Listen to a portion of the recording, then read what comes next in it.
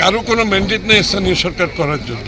স্থানীয় সরকারের কথা বলা মানে আওয়ামী লীগের দোসরদের জায়গা করে দেওয়া ছাড়া তো আর কিছু না। তাদের ম্যান্ডেট হচ্ছে নির্বাচিত সরকারের হাতে ট্রানজিশন গভর্নমেন্ট হিসেবে কাজ করা। ম্যাডামকে দেখে আপনাদের মানে অনেকদিন পরে এসেছে নেতাকর্মীদের মধ্যে কি ধরনের উচ্ছ্বাস? ম্যাডামকে যখনই দেখে সবাই তো উজ্জীবিত হয়। ম্যাডাম হচ্ছে আমাদের চালিকা শক্তি, এবং আজকে বাংলাদেশ যে গণতন্ত্রের পথে এখনও আছে সেটা তো ম্যাডামের আপসহীন নেতৃত্বের কারণে। সুতরাং উনি তো সবার জন্য, শুধু বিএনপির জন্য, সারা দেশের জন্য চেতনা, সারা বাংলাদেশের মানুষের জন্য ওনার চেতনা, সেই গণতন্ত্রের আকাঙ্ক্ষা পূরণ করার একজন নীতি ছিল।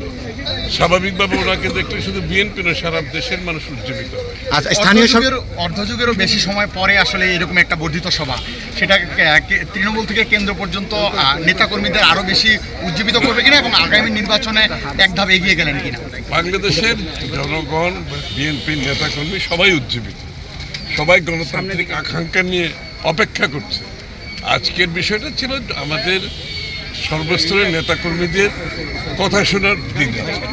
তারা কি বলতে চায়, তারা কি ভাবছে দেশকে নিয়ে বর্তমান প্রেক্ষাপটে, এবং আগামী দিনের বাংলাদেশ কোথায় যাওয়া উচিত, তার পরিপ্রেক্ষিতে দল আগামী দিনে আমাদের সিদ্ধান্ত আসবে, তার পরিপ্রেক্ষিতে আমাদের যে আগামী দিনের কর্মসূচি আসবে। স্থানীয় সরকার এবং জাতীয় সরকার নির্বাচন নিয়ে কোনো কথা হয়েছে কিনা এখানে, যে আপনারা ম্যাডাম? এখন তো সকলের মতামত দিচ্ছে। আচ্ছা, দীর্ঘদিন স্থানীয় সরকার তো প্রশ্নই আসছে না। এই কারো কোনো ম্যান্ডেট নেই স্থানীয় সরকার করার জন্য।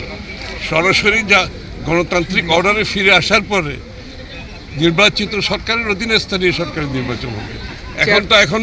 এখন তো স্থানীয় সরকারের কথা বলা মানে আওয়ামী লীগের দোসরদের জায়গা করে দেওয়া ছাড়া তো আর কিছু না, তাই না? যারা বলছে তারা আওয়ামী লীগের দোসরদের জায়গা করে দেওয়ার জন্য, আর বর্তমান যারা সরকারে আছে তাদের সেই ম্যান্ডেট নাই।